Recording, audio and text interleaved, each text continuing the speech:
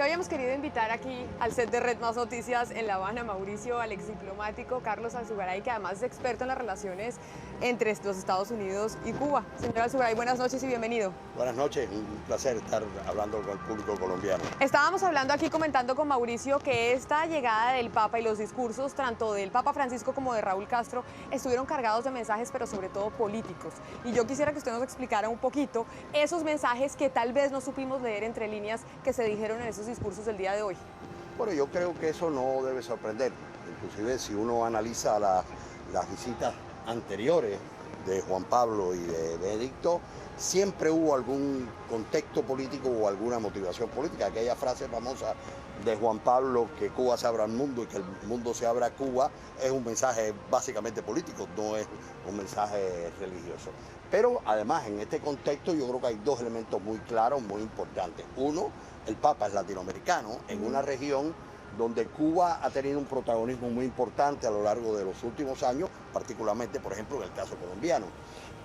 Pero en segundo lugar, por supuesto, por algo que hoy el presidente Raúl Castro enfatizó, que es el papel tan importante que el Papa jugó en este acercamiento entre Cuba y Estados Unidos, lo cual es muy esperanzador, porque además estamos viendo una situación inédita en las relaciones entre Cuba y Estados Unidos.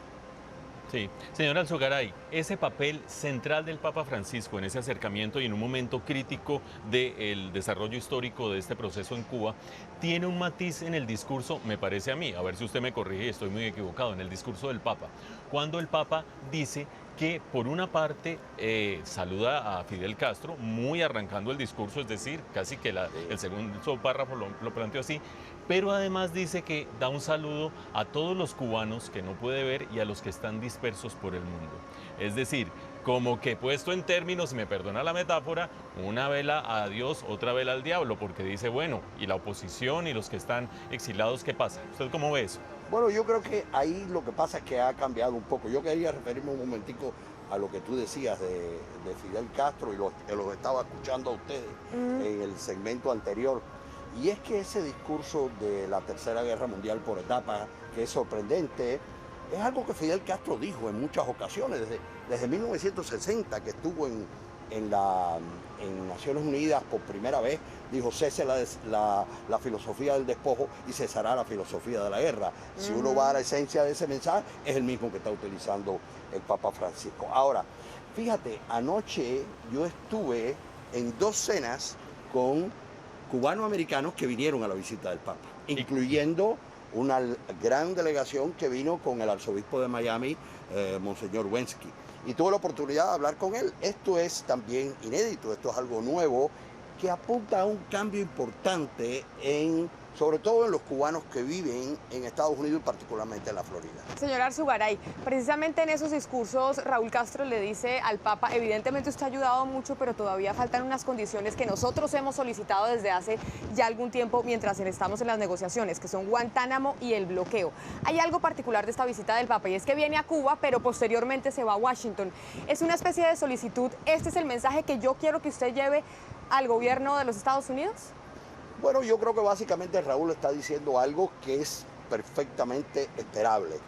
Atención, tanto Juan Pablo como Benedicto, como ahora Francisco, han dicho estamos en contra de las sanciones económicas unilaterales, el bloqueo o el embargo, como se le quiera llamar. Es decir, que esa es una posición del Vaticano tradicional, fuerte, siempre. Y es lógico que si el Papa Francisco va a hablar ante el Congreso norteamericano la semana próxima, es lógico que él toque el tema. Pero fíjate, hay otra cosa importante. Ayer el presidente Raúl Castro y el presidente Obama hablaron por teléfono después de dos acontecimientos importantes, de que Obama recibiera al nuevo embajador cubano y recibiera las cartas credenciales y después que anunciara nuevas medidas para implementar lo que la administración del presidente Obama quiere, que es que el Congreso se mueva en el tema del bloqueo. Señor Alzugaray, de manera muy breve, yo soy economista y tengo mi sesgo. Creo que cuando los libros de historia registren este septiembre del año 2015, quizás va a ser más significativo en el curso de la historia de Cuba las medidas tomadas por Barack Obama, el quitarle límite a las remesas que pueden llegar desde Estados Unidos, el permitir presencia de empresas, de oficinas, de empresas de Estados Unidos acá, que la misma visita del Papa. ¿Me estoy equivocando mucho? Yo le daría un matiz, porque Yo creo que, vaya, uno de los problemas que tiene Estados Unidos en esta política es que el conjunto de sanciones que hay contra Cuba es un sistema tan enrevesado de documentos legales que, por ejemplo, vamos a poner un ejemplo muy concreto, en diciembre, en enero, el presidente Obama anunció una medida para levantar el bloqueo de las las tarjetas de crédito y de débito de los norteamericanos para que puedan usar en Cuba. Hoy, en septiembre, eso todavía no se ha materializado. ¿Por qué? Porque es que, y eso es lo que viene diciendo el gobierno cubano, con mucho respeto, pero con mucha insistencia. Señor presidente, sí, estamos de acuerdo, el Congreso tiene que levantarlo, pero usted tiene que hacer más. Usted tiene que hacer más. Y aquí algo también importante de parte del gobierno cubano, usted tiene que hacer más, pero no nos pida a nosotros nada, porque nosotros no le hemos hecho a ustedes nada. El bloqueo tiene que irse, es una acción unilateral, como fue, por ejemplo, quitar a Cuba de la lista de estados terroristas, que hoy ya casi no se habla de eso, pero eso fue un obstáculo importante hasta julio. Por lo tanto, una cosa son anuncios y otra cosa son hechos, Camila. Señora Alzugaray, muchísimas gracias por venir aquí a estar con nosotros hoy. No, un placer estar aquí con ustedes. Veo que estamos todos con camisitas azules o blusas Exactamente, azules. es por el calor y el clima. Pero usted acaba de mencionar algo, y es que este es el primer papa latinoamericano, argentino particularmente. Y como hablábamos de que las relaciones políticas no solo son entre Cuba y los Estados Unidos, acá también se está jugando un componente importante de la política del país del Papa Francisco, precisamente Argentina. Aquí estuvo la presidenta Cristina Fernández de Kirchner y aquí esto fue lo que pasó. A las 9 de la mañana ya el sol quemaba en Cuba. A esa hora, después de un largo vuelo que duró toda la noche con el viento en contra, aterrizó en La Habana la presidenta Cristina Fernández de Kirchner. Esta tierra que ha sido un ejemplo de heroísmo, de coraje, de convicciones, es para nosotros un gran honor siempre estar acá, que nos inviten a un acontecimiento histórico también, como el que se va a vivir mañana, cuando en la Plaza de la Revolución de misa el Papa para todos. El de hoy es el 7º encuentro de la presidenta argentina y el Papa desde que Francisco inició su pontificado. Para los periodistas de la prensa oficial, se trata de un hecho político relevante. El Papa Francisco está llevando adelante, digamos que como jefe de Estado, políticas de Estado, además de sus políticas que tienen que ver con la religión y con la Grey Católica, políticas de Estado, porque el Vaticano no hay que olvidar que es un Estado, que tienen mucho que ver con una característica progresista, para llamarlo de alguna manera, que coincide también con el gobierno de Cristina en la Argentina. Me parece que son relaciones, digamos, entre el Vaticano y la República de la Argentina, no con un partido. En Argentina, sin embargo, hay quienes siguen este tema a la luz de las próximas elecciones de octubre, en las cuales se decidirá si el modelo kirchnerista continúa o no. Y ahí el Papa Francisco puede jugar un papel muy importante. Este interés de la presidenta por seguir los pasos del Papa llama la atención, en particular si se recuerda que cuando Francisco no era Francisco, sino Jorge Mario Bergoglio, arzobispo de Buenos Aires, los kirchneristas, encabezados por Cristina y su esposo Néstor, fueron hostiles y lo catalogaron como uno de los principales opositores a su modelo político. Es una figura cuyo mensaje se tiene en cuenta, especialmente desde que fue elegido Papa. La Iglesia argentina en sus documentos sigue marcando algunas deficiencias que hay en el país, que se han agravado en los últimos años, como la pobreza, como el avance de la droga y el narcotráfico. En ese aspecto son temas que no están dentro de la campaña, pero son temas sobre los cuales la oposición se monta y trata de agitarlo para también sacar en beneficio propio las palabras de la Iglesia. Y todo el mundo quiere estar bien con el Papa. Exactamente.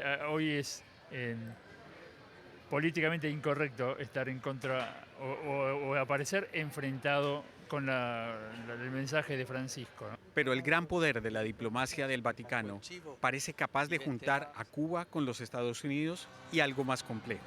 El Papa logró que sus antiguos críticos lo sigan ahora con reverencia y devoción.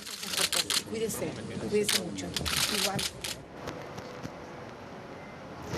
Y bueno, Mauricio, pues también se mueve la política del Cono Sur y usted es especialista en Argentina y evidentemente, como lo veíamos en la nota, pues este encuentro, el 7º ya entre el Papa Francisco y la presidenta Cristina Fernández de Kirchner, tiene pues una relevancia sobre todo en el panorama con miras a las elecciones de final de año. Así es, Camila.